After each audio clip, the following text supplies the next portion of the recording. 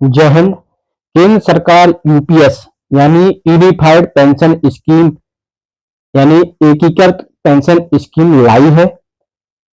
कर्मचारियों जो कि वर्षों से पेंशन की मांग कर रहे थे कि उन्हें पहले जैसी ओपीएस यानी ओल्ड पेंशन स्कीम दी जाए, तो उन्हें ओपीएस न देकर यूपीएस देने की घोषणा कर दी है, जो कि 1 अप्रैल 2025 से लागू हो जाएगी। इस यूपीएस में क्या क्या प्रावधान रखे गए हैं, क्या कई यूपीएस बहाली की मांग कर रहे हैं कई कर्मचारी संगठन, तो इनकी मांग करने के पीछे क्या कारण है, यूपीएस क्यों नहीं लेना चाहते, यह सब इस वीडियो में देखने वाले हैं। जय हिंद, जय जवान, जय किसान। आप देख रहे हैं ज्ञानोदय ज्ञान। ऐसे ही इंफॉर्मेटिव वीडियो पाने के लिए चैनल को सब्सक्राइब करके बेल आइकन प्रेस जरूर कर दें।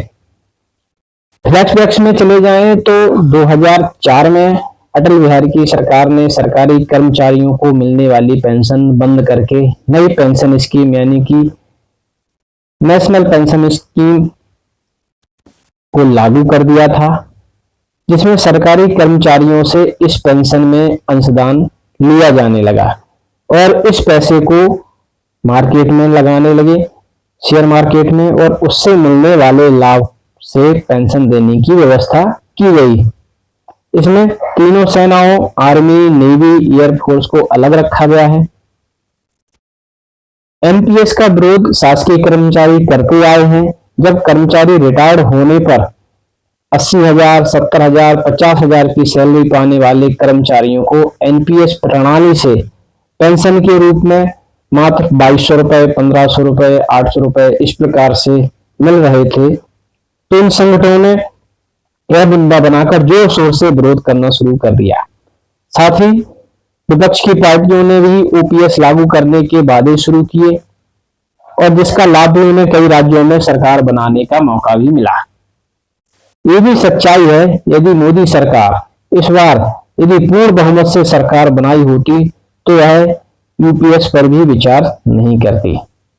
इसके पहले 2 बार इन्हीं की सरकार पूर्ण बहुमत से रही है, तब ये कहते थे कि ओपीएस लागू नहीं किया जा सकता, इससे देश की अर्थव्यवस्था चरमरा जाएगी। ओपीएस लागू नहीं किया जा सका और संगठनों का कहना है कि इसकी स्कीम हमें मान्य नहीं है। यह नई बोतल में पुरानी शराब के जैसी बात है और यूपीएस हमें मान्य नहीं है, इसमें कई खामियां हैं। अब ये देख लेते हैं कि इस यूपीएस में सरकार ने क्या क्या नियम प्रावधान किए हैं।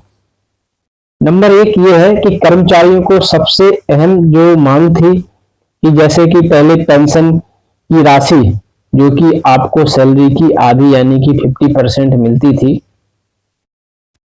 तो वह इसमें भी आपकी सैलरी का 50% दिया जाएगा।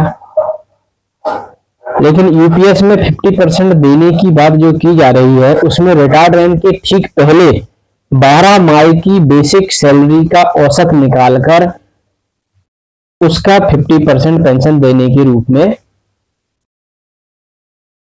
प्रावधान किया गया है।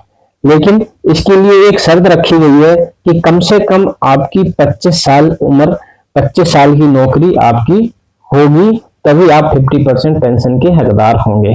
मिनिमम 25 साल आपकी सर्विस होनी चाहिए और कम से कम 10 साल की सेवा होगी, तभी आप पेंशन के हकदार होंगे।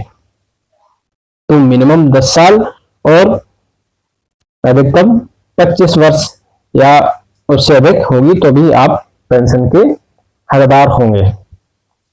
नंबर 2 कि निश्चित फैमिली पेंशन, यदि किसी भी शासकीय कर्मचारी का सेवा काल में डेथ हो जाती है तो उसके परिवार को 60% पेंशन के रूप में मिलेगी।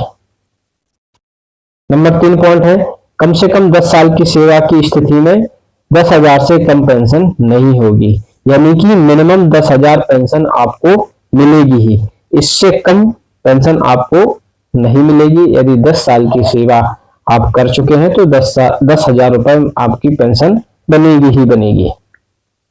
पेंशन और फैमिली पेंशन पर डीआर यानी कि महंगाई राहत भी, महंगाई भत्ता जो होता है, उसको पेंशनरों को महंगाई राहत कहते हैं, डीआर, वो आपको मिलेगा। अभी एनपीएस में कर्मचारी का वेतन 10% तथा सरकार द्वारा 14% अंशदान दिया जाता था।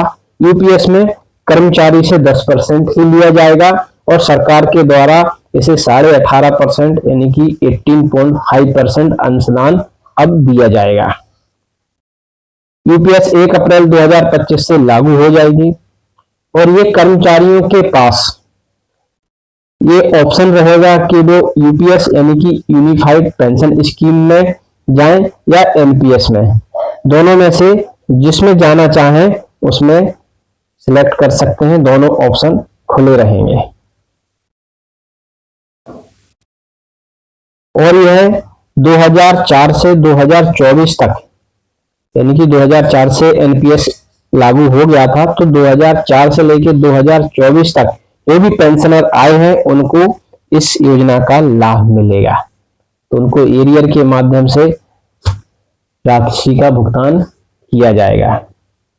ओपीएस बहाल करने के लिए बने संगठनों का कहना है कि सरकार यूपीएस का विकल्प दे सकती है, तो ओपीएस का विकल्प देने में क्या परेशानी है कि 50% आप उसमें भी दे रहे हैं, तो ओपीएस में भी यही होता था कि आपकी जो लास्ट सैलरी होती थी उसका 50% पेंशन के रूप में मिलता था। तो आप सरकार को ये देने में क्या दिक्कत है, लेकिन सरकार ने एक अपना यूपीएस नाम से ये सिस्टम निकाला है। अब इसमें एक बड़ा झोल ये भी है कि ओपीएस में जिनकी सर्विस 20 साल हो जाती थी, वो पहले क्या होता था, ओपीएस के अंतर्गत जिनकी 20 साल सर्विस हो जाती थी वो पेंशन के हकदार हो जाते थे। लेकिन यूपीएस में मिनिमम एज जो 25 साल 50% लेने के लिए पेंशन कम से कम 25 साल की सर्विस होनी आवश्यक है। 50% पेंशन पाने के लिए कम से कम 25 साल की नौकरी तो पूरी करना ही होगा। इसमें एक बड़ी दिक्कत यह है कि रिजर्व वर्ग की कुछ कर्मचारी पेंशन ले ही नहीं पाएंगे 50% पेंशन, जैसे कि यूपीएससी में जो रिजर्व वर्ग के कर्मचारी होंगे उनकी अधिकतम आयु भर्ती के दौरान 37 वर्ष है। यदि आप 37 वर्ष को 25 वर्ष और उसको जोड़ेंगे 62 वर्ष हो जाती है, तो 62 वर्ष 60 वर्ष में तो वैसे रिटायरमेंट हो जाते हैं, तो वो 50% पेंशन कैसे ले पाएंगे और 50% पेंशन ले नहीं सकते। इस प्रकार से यूपी की भी कई नौकरियों में अधिकतम आयु 40 वर्ष है, बिहार में 40 से 42 वर्ष है, तेलंगाना में 46 वर्ष है अधिकतम, तो वो कैसे 50% पेंशन के हकदार हो पाएंगे, वो अधिकतम आयु सीमा पूरी ही नहीं कर पाएंगे। तो इस प्रकार से इसमें काफी अभी झोल है, दिक्कत है, लेकिन इस पर अभी डिटेल्स आना बाकी है। इसमें कुछ अमेंडमेंट भी हो सकते हैं, तो जो भी अमेंडमेंट होंगे उसका भी वीडियो इस चैनल पर आपको मिल जाएगा। अभी फिलहाल घोषणा कर दी गई है कि 1 अप्रैल 2025 से यूपीएस लागू होगी और कर्मचारियों को पेंशन दी जाएगी। तो यह